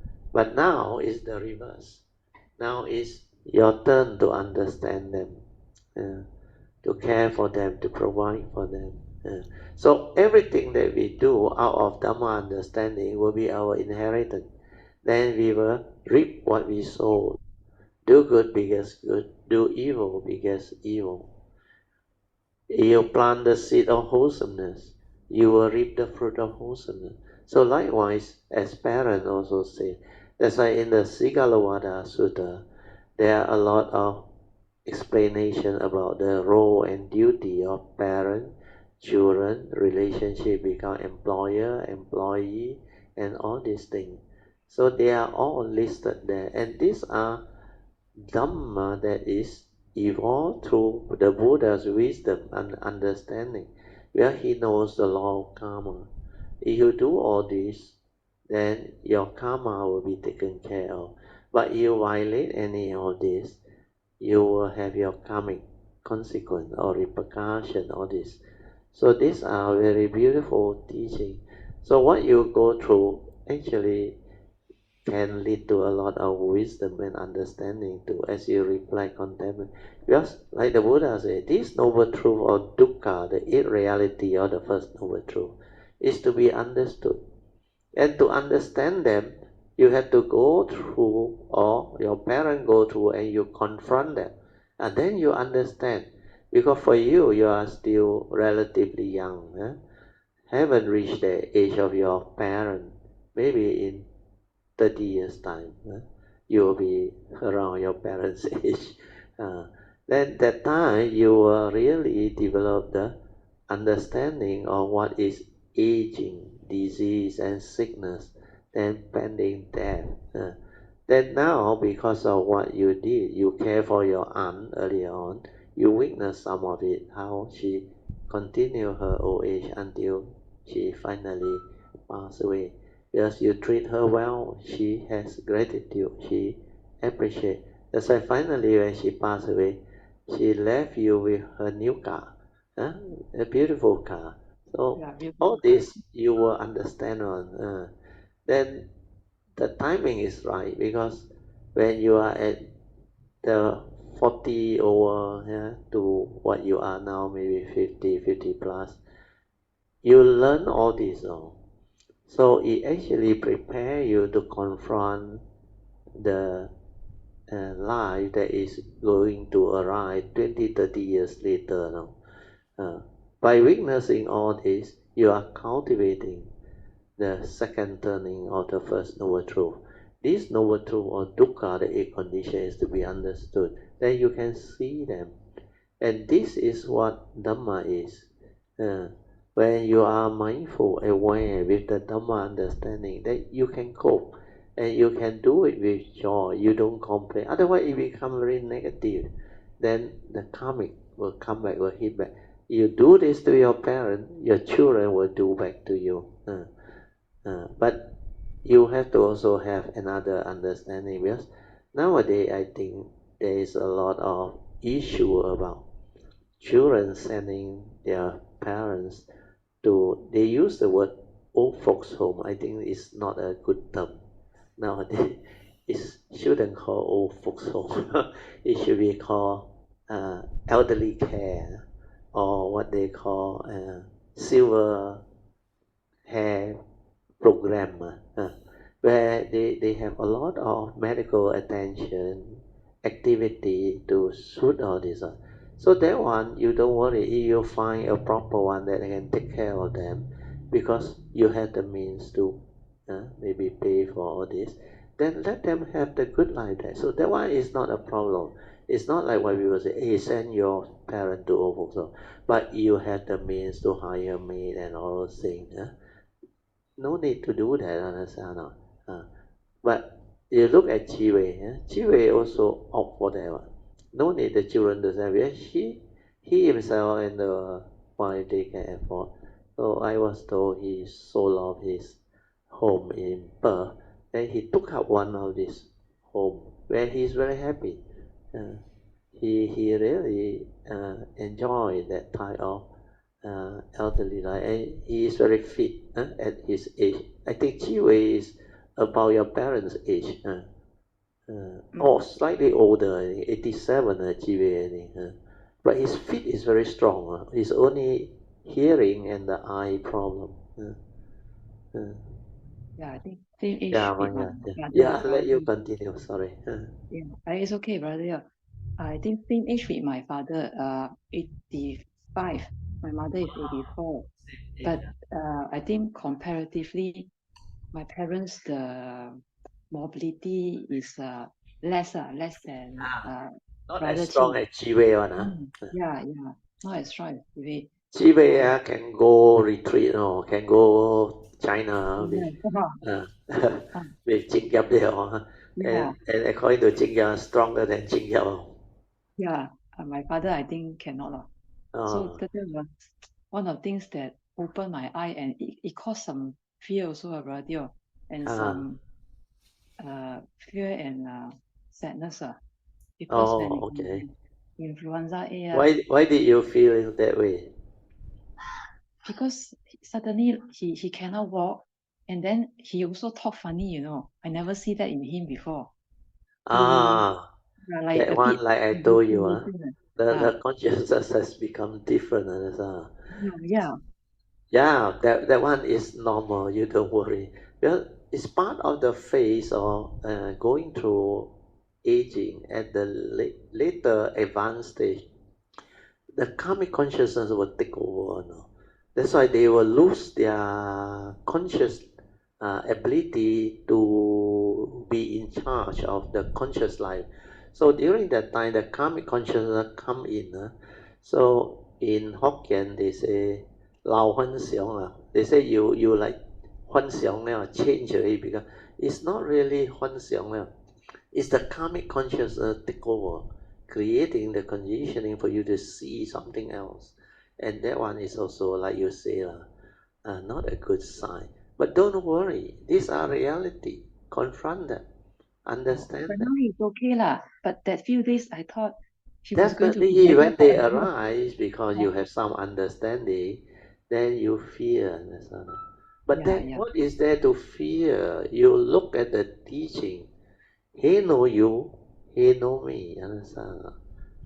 But there is such thing as life, understand? Existence. Life and existence involve the form and mind, which is impermanent, go the way of nature, and lead to suffering, empty, non-self. So when you understand this, it becomes different. This form and mind subject to karma. Your parents also have their form and mind subject to karma. So their life, they will reap what they sow.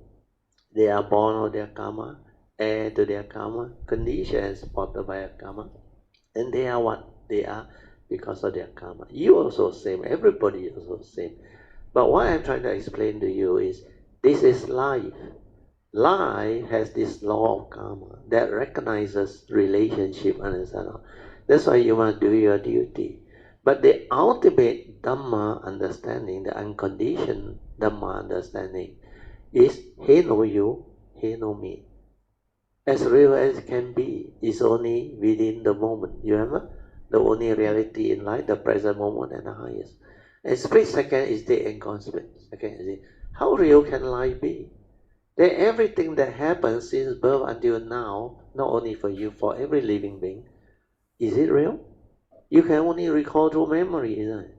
That's why they are all passing phenomena, dependent, originating, condition arising, causal phenomena. No reality. Only the mind, which is the mundane mind, through memory, through conditioning, develop the fear. Oh, they are my parents, they're so old, they go through, oh, this is the sign of what? That. But here is where the cultivation comes in. It's for you to see. Then you should reflect and contemplate the unconditioned number. He know me, he know you. Then like the Buddha said, why go and develop the fear, the worry, the anxiety, you see? Then a lot of people don't understand, they attach. My son, my children, or my parent, my wealth, my property, and all these things. So the Buddha said, this is only the foolish one, the fool's lament. For that body, very body also doesn't belong to him. Then wherein son, wherein parent, wherein property, and all these things. So when you understand all this means, it's just the existential world's reality, understand? Everything is dependent, originating, follow this nature's law. And the most powerful nature's law is law of karma. That's why it involves mental intention. Our mental intention towards what we do is very important. So that mental intention is the moral causation for all the karmic happening. That's why we have the karmic nature. So we do our duty. Means you do what you have to do. If you have to accept the reality, like what the Buddha said, this body of ours, which include your parent and everybody else, is of the nature to grow old, get sick, and finally die or pass. And what happened is the consciousness left the body because the causes and condition that sustain it finish. Sometimes the life force no more, then it ends. They say no more heartbeat, dead already. Sometimes the organ inside there about to fail already. That's why it cannot support the arising of consciousness to actually enable the organ or to receive the nourishment and serve you and work for you. Just like the car, when all the parts are giving way already, wear and tear, then you put in petrol also no use already because they like the Buddha say, his body before he about to pass away is like a worn out block waiting to collapse already. All the organs all failing already. Like I came to know at the later age when my father was in the hospital, then I asked my sister who is a nurse inside there, he go and check out the thing and say the organ is showing very negative type of medical indicator. So most of the organs are failing already. His heart is failing, his liver, every part. Then time to go. That's why I still make the decision. I asked my brother, he said, okay, we asked Dad what he want. Then he very happy, he said, yeah, he want to be discharged. I asked him what you want to do. He said he want to go out and have asam laksa. He love asam laksa and all. So we decide to discharge him, but before we discharge him, we asked for the wheelchair. We actually took him on the wheelchair and left the hospital, but we bring him back. Then when you can see him with the wheelchair go to the car, there was a lot of joy.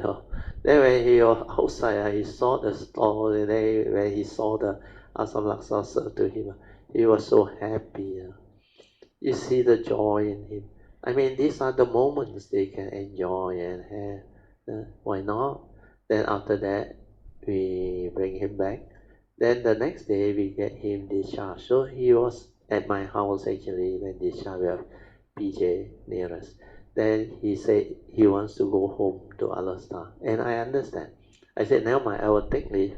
I will drive you.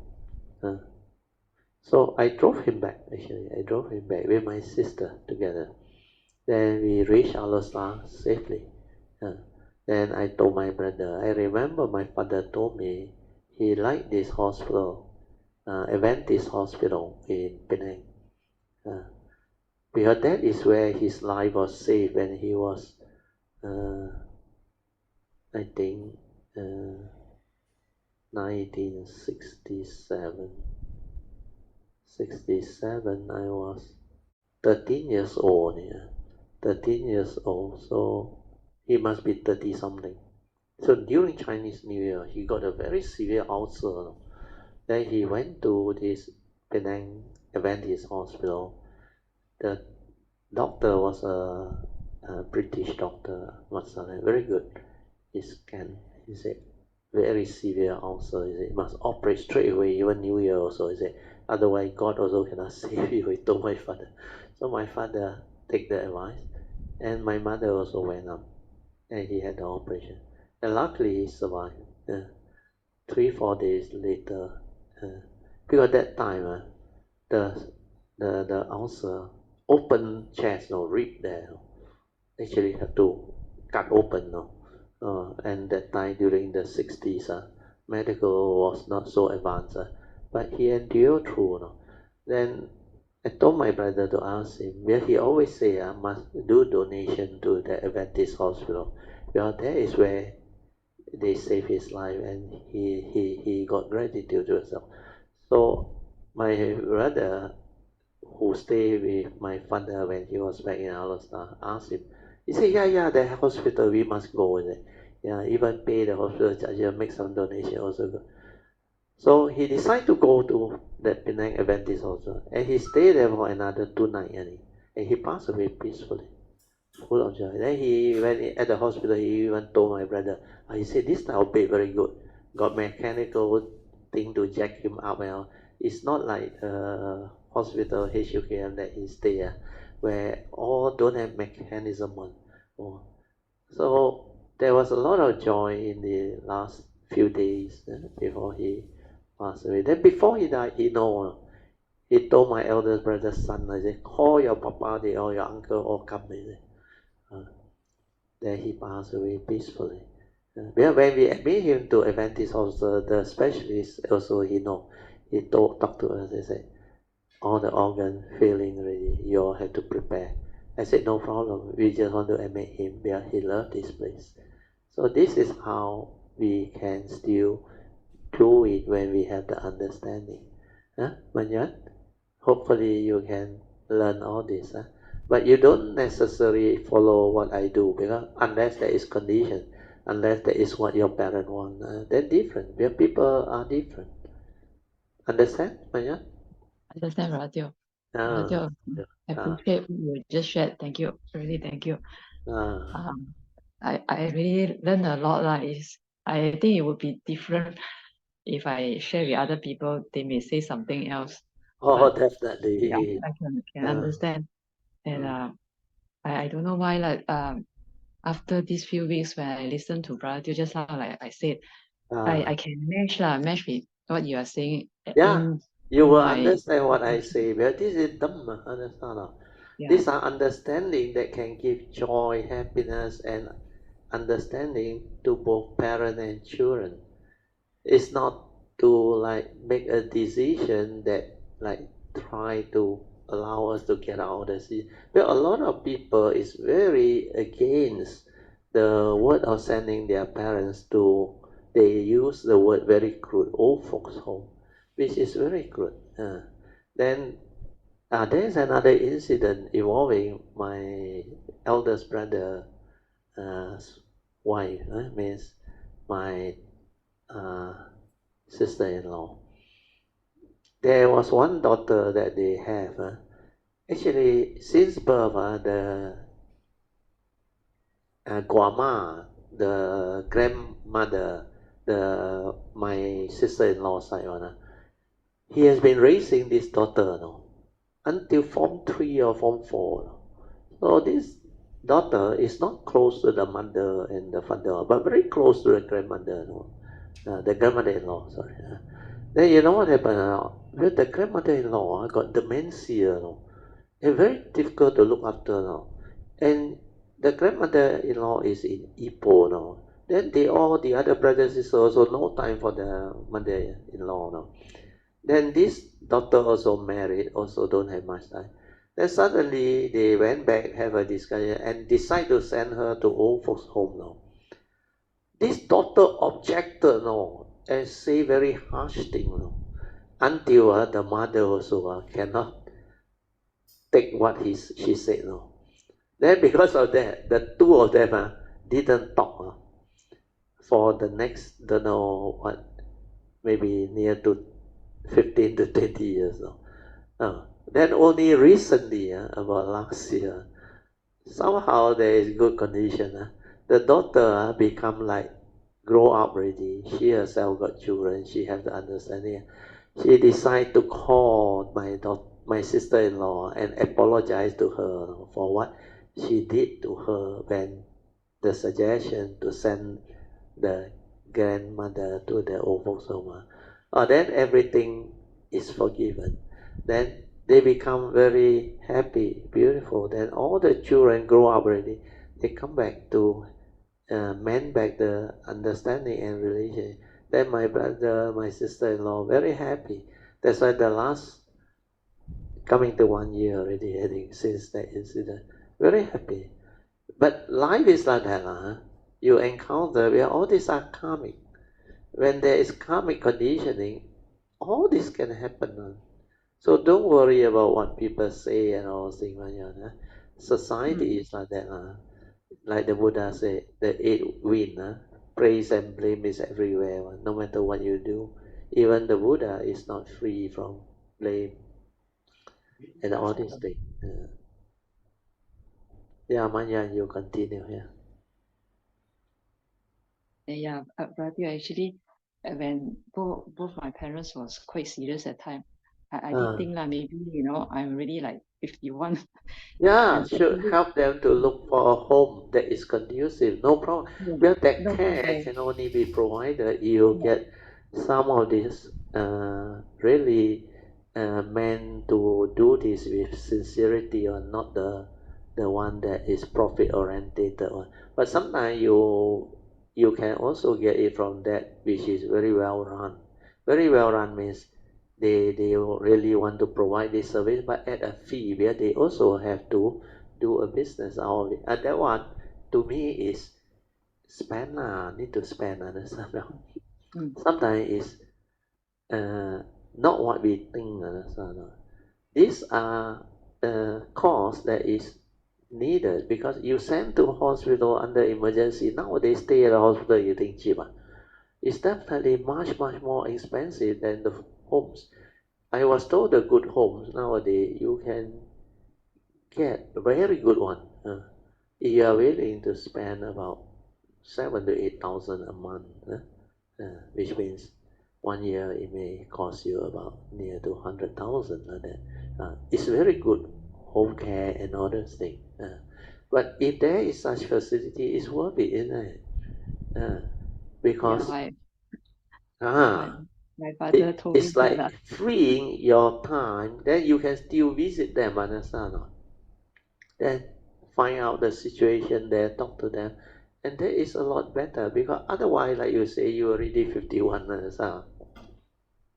No, I mean, I'm 51. That means because my mandatory retirement is 55. So I thought, You need another 4 years, so I thought I can early retirement.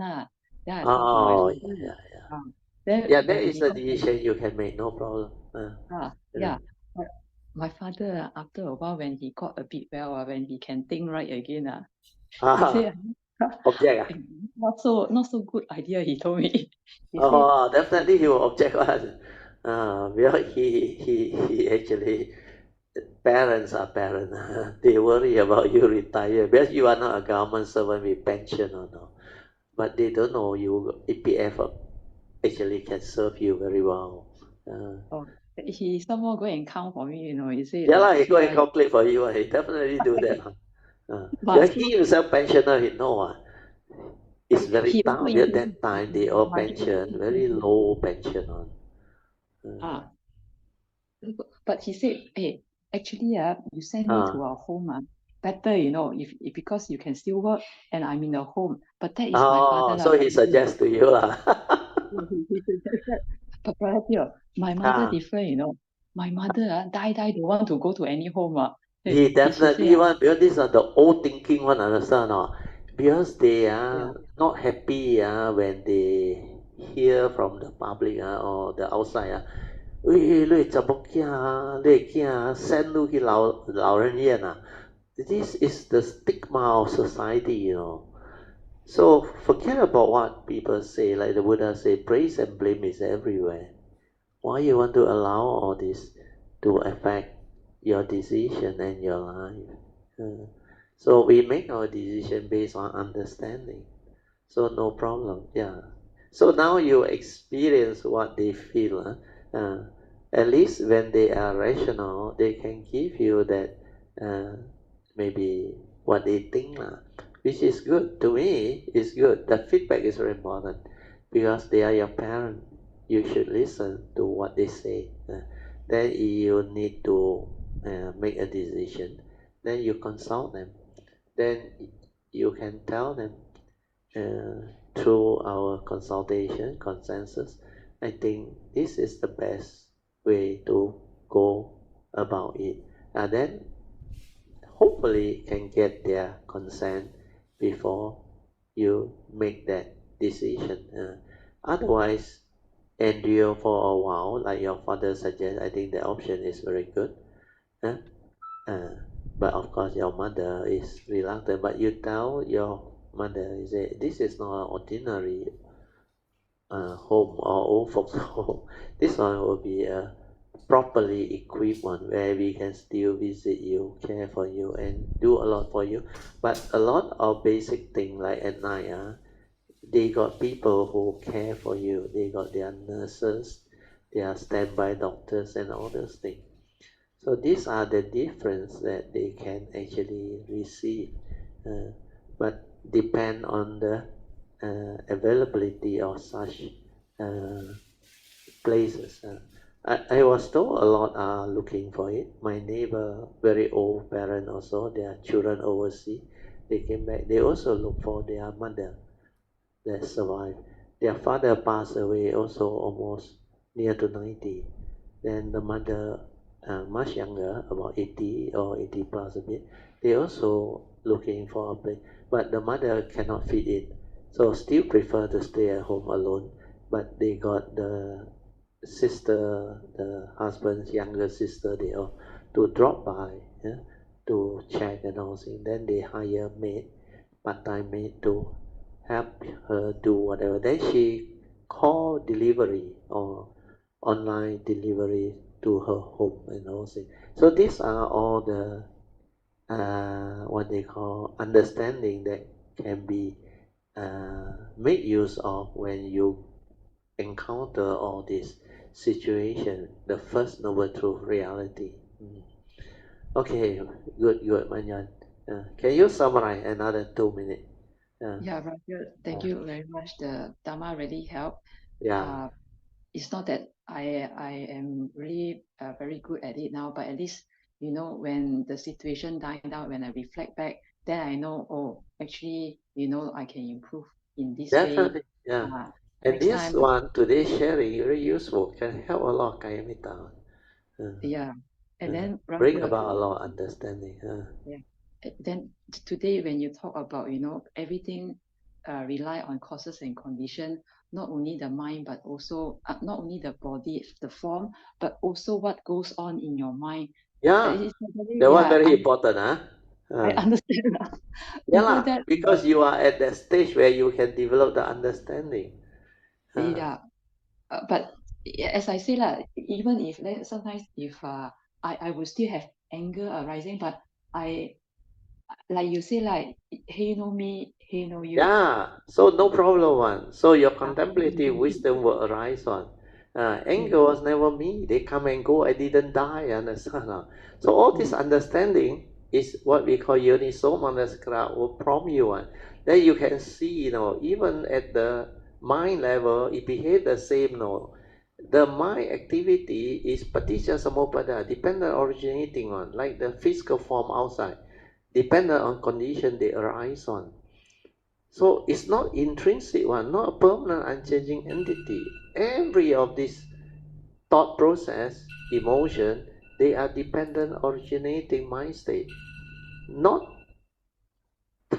not intrinsically there before the form and mind arise. No, the nature, our awareness nature, got no fear, nothing one, empty inside. Just that nature with the pure seeing, the pure nature, that tranquil stillness, or we call it the true mind.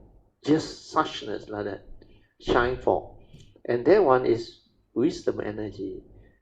It's a nature that is so bright, so beautiful, so luminous. And from there, all creation starts. Our mundane mind, our thinking and all. Then through accumulated memory, delusion, then it conditions everything to arise. That's why from the form and mind through the senses, consciousness come to be. The phenomenal world of consciousness arise. Then what is consciousness? Like the Buddha said, it's like a magician, create illusion for you to grasp, to cling, to hold. So you will understand all this. Then finally today what will help you is he no you, he no me. That is the ultimate unconditioned Dhamma that you will understand. But you live in a conditioned world. The conditioned world has its conditioned Dhamma. It recognizes relationship, recognizes the law of karma, the form and mind. And then you know how to do your duty and do all this. That is what the teaching is all about. That's why it's not easy to understand. One side is a conditioned Dhamma, the other side is the unconditioned Dhamma. You must have both to enable you to understand life completely and really live life to transcend the duality within the conditioned world. Otherwise, not possible to transcend one. Radio, one more thing. Yes, learned that, can? yeah, even though they are not intrinsic in us, hey no me, hey no you, but we cannot continue behaving like that. If we cannot use it as an excuse, we still have to change. That means Correct. That is the conditioned Dhamma. Because you got your duty, understand now? The law of karma. That's why you still do your duty. You cannot just use that to say, hey, not reality. No need to. No, they are your parents. The law of karma recognized. You are a human being. All your thought process must be in accordance. Otherwise, the karmic consequences will come back and haunt that being, the form and mind. So what you say is correct. You cannot make use as a reason to justify your action. So you have to understand the unconditioned Dhamma is to develop wisdom so that you are not deludedly cling onto it, attach to it, grasp onto it, and become miserable over it. Like just now, you saw your father, the consciousness transform, become the karmic consciousness. Then you will develop fear and all. All this is because you lack the understanding that there is hey no me, hey no you. You cannot accept the real. That reality is form and mind will go through this process. These are the first noble true reality. Then hey no me, hey no you, no such reality. Your father actually don't exist. But as a form and mind, it exists. That relationship with you, Man Yuan, the form and mind exists. And that's all. That's why these two, you must understand these are conditioned Dhamma. Whereas meditate to insight into phenomena and awaken is the unconditioned Dhamma. Means they exist separately without condition. So under the unconditioned, all these don't exist on. Not real, not what you think. And that is to give you the wisdom to prevent you from deludedly attach and become emotional over what happened. Understand now? So now you understand. That part is the last phase of understanding. Once you break that one, penetrate that one, you will understand life very well. Otherwise, life is still one-sided.